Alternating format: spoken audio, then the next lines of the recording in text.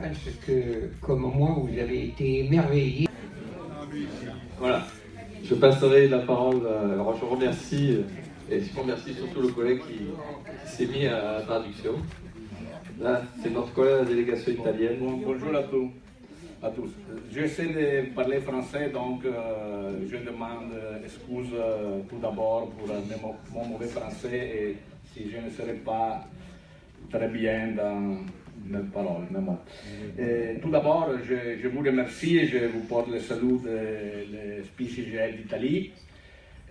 Nous sommes très heureux de ce parcours que nous avons commencé tous ensemble, la CGT de France, la Commission souveraine espagnole et l'ESPI d'Italie, un parcours de la mémoire qui, comme a été déjà dit ce matin de Cathy et des autres qui ont parlé, c'est important pour reconstruire notre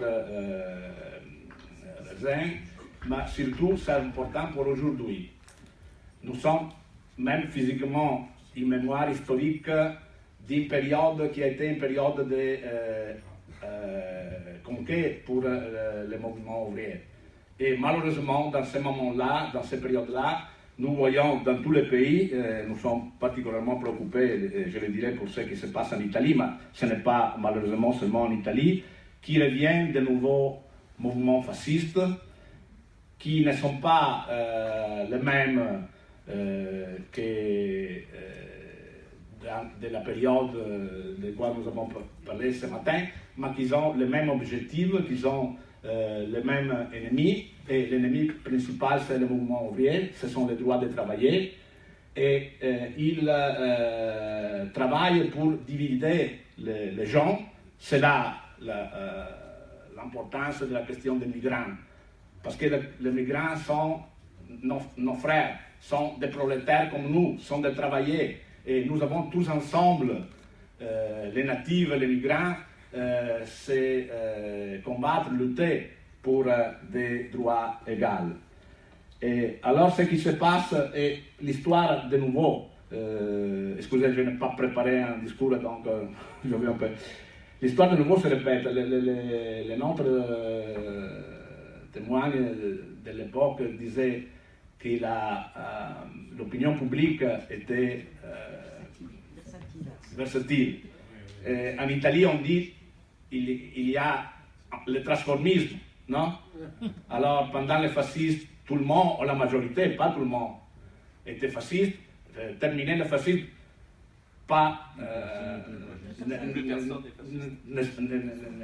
personne n'était pas fasciste, non? Ou les longues périodes après la guerre des domaines politiques de la démocratie chrétienne, il était difficile quand on allait dans la route trouver quelqu'un qui disait qu'il avait voté pour la démocratie chrétienne. Mais la démocratie chrétienne était toujours les premiers partis en Italie. Non, aujourd'hui, peut-être c'est le même, aujourd'hui un peu plus dangereux, parce que ce qui étaient les fascistes, qui ne s'appellent plus fascistes, mais maintenant ils ont de nouveau, comment on dit, l'orgueil de se nommer fasciste, raciste, xénophobe, non? Comme on dit, on a ouvert les portes et vont se démontrer pour ce qu'ils sont. Ils ne sont pas la majorité, mais ils ont une forte voix parce que aussi il y a une attitude de nouveau l'opinion publique, mais les médias, non? Et donc c'est très important de faire un travail qui donne une autre vision, non? Qui reprend les valeurs de la résistance, qui prend les valeurs de la démocratie. Notre constitution, il y a beaucoup de similarités. Ce qui a été dit ce matin très bien par le professeur dans le film. Naturellement, nous avons en France, en Italie, des constitutions qui viennent de la résistance, qui viennent de la libération. Malheureusement, en Italie, cette constitution a été toujours appliquée comme on devait. Et maintenant, nous avons sur la carte des droits qui sont exceptionnels, mais dans la réalité, ce n'est pas ainsi. et aussi les conquêtes que nous avons eues dans les périodes de lutte de 68, les années 70, etc., sont remis en discussion. Ils sont remis en discussion de beaucoup d'années, mais maintenant on va reculer de plus en plus.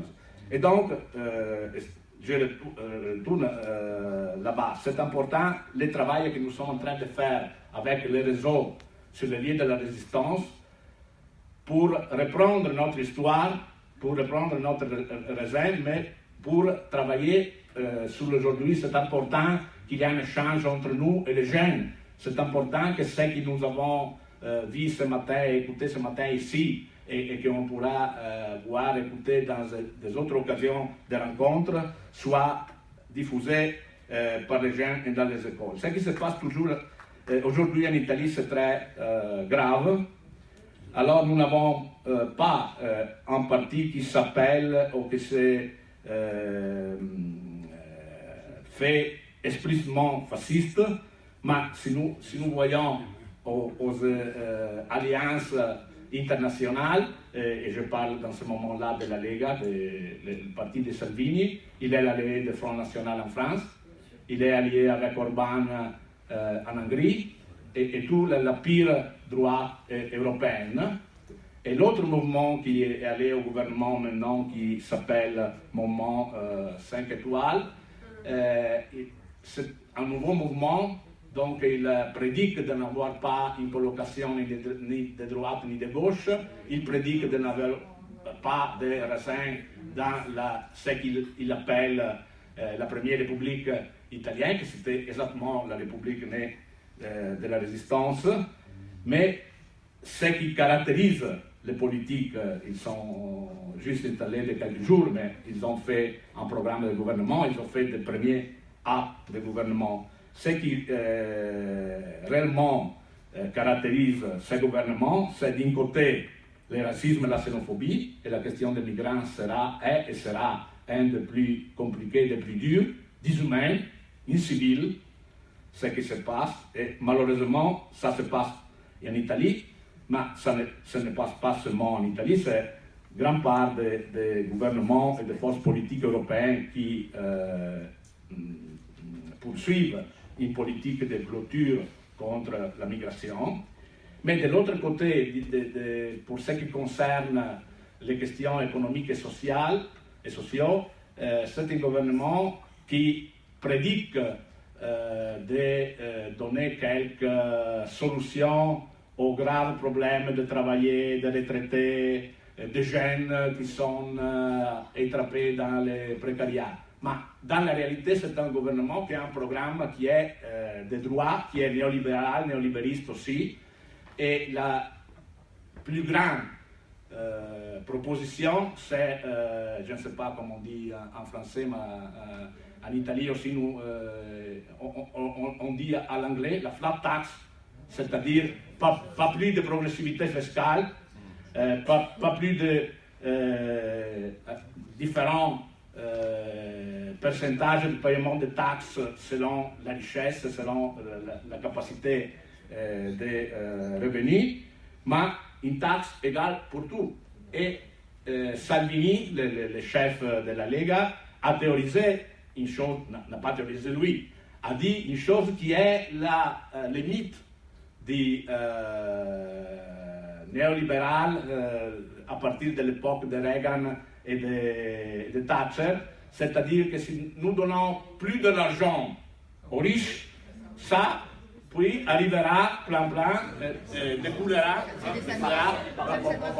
aux autres. Non. Et malheureusement, il y a beaucoup de gens, des gens comme nous, de travailleurs, de retraités, qui croient encore à cette mythe. Alors, je vais terminer parce que je le fais très longue et je ne vais pas, non, je ne suis pas un degré.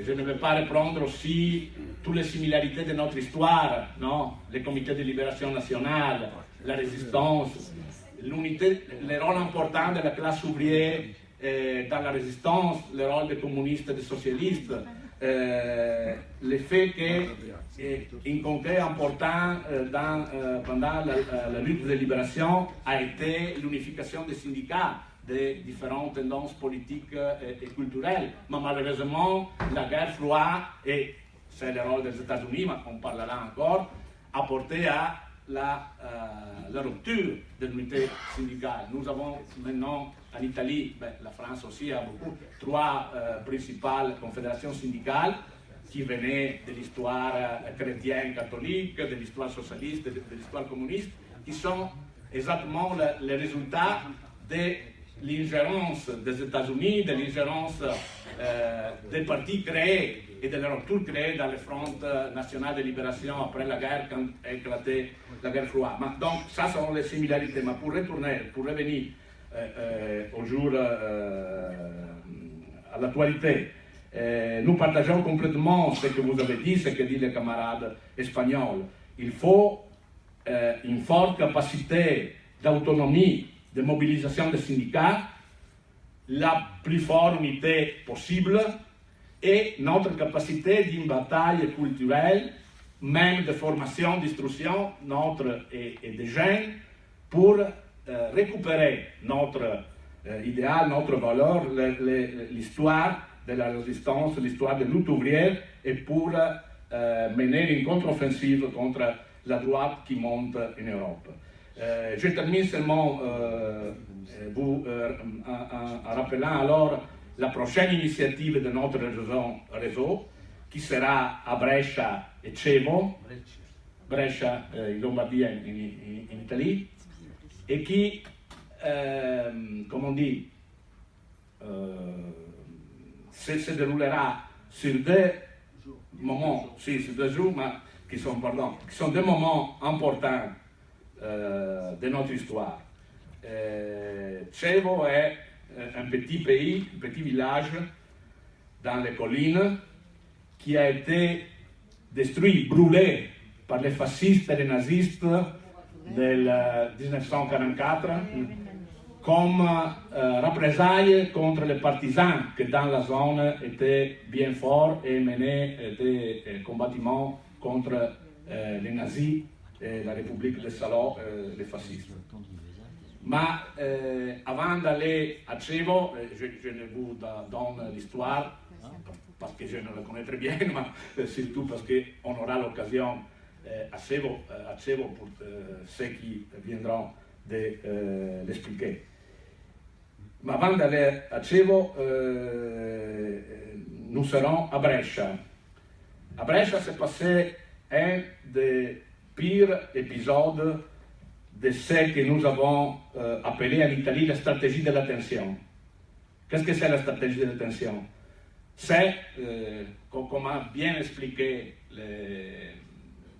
le professeur, quand on a un avancement du mouvement syndical, du mouvement ouvrier, des travailleurs, quand on a la possibilité de changer, ce n'était pas la révolution en Italie, mais d'avoir des changements sociaux et démocratiques très importants, comme dans les 68, 69 et les premières années des 70, les patronats et certains pouvoirs des États-Unis et certains pouvoirs de la bourgeoisie italienne ont usé tous les moyens pour chercher de fermer, d'arrêter le mouvement ouvrier. Et donc, qu'est-ce qui s'est passé à Brescia et qu'est-ce qui s'est passé avant Brescia et après Brescia dans d'autres situations? Il y avait une manifestation syndicale, il y avait la grève générale. Dans la place principale de la ville, il y avait une grande manifestation, une grande présence des travailleurs. Il y avait les syndicalistes qui parlaient de le palc. Et des bombes sont éclatées. Il y a eu une dizaine de morts, beaucoup de injurés, comment on dit, des blessés. Et c'était les tentatives d'arrêter l'avancement de la classe ouvrière. Malheureusement, cette tentative a eu quelques succès des années avant, les années que nous sommes en train de vivre, pas plus avec les bombes, avec des gouvernements néolibéralistes et la mondialisation et la finance. Mais l'important d'aller avoir la mémoire de cette période, la mémoire de ce qui s'est passé à Brescia, quand les néofascistes, alors il était déclarativement néofasciste, cet apparat d'État qu'on appelle dévié, mais qui était dans l'État même, et avec le soutien, naturellement c'est difficile de le démontrer d'une façon publique. Les procès, il y a eu beaucoup de procès, la justice est allée avant, mais n'a pas trouvé la solution définitive, non, qui sont les coupables. Oui, il y en a quelqu'un, mais tout la structure, non? Et donc il y avait ce qui à l'époque s'appelait une structure paramilitaire qui était aussi soutenue par certains secteurs de l'État des États-Unis, la CIA, je ne sais pas en français comment on l'appelle, et donc c'était ce qui avait expliqué en Italie à partir de 1969 avec des bombes à la Banque de l'Agricolture à Milan, Piazza Fontana, et puis des autres, et Brescia c'est une autre raison, la stratégie de l'attention pour arrêter le mouvement tourbière. Et donc, nous allons le 7 et 8 juillet à Brescia et Cevo à revoir ensemble cette histoire. Et je termine comme j'avais initié. Je vous remercie, nous vous remercions, et c'est important notre travail sur la mémoire pour la bataille d'aujourd'hui. Merci beaucoup. Merci.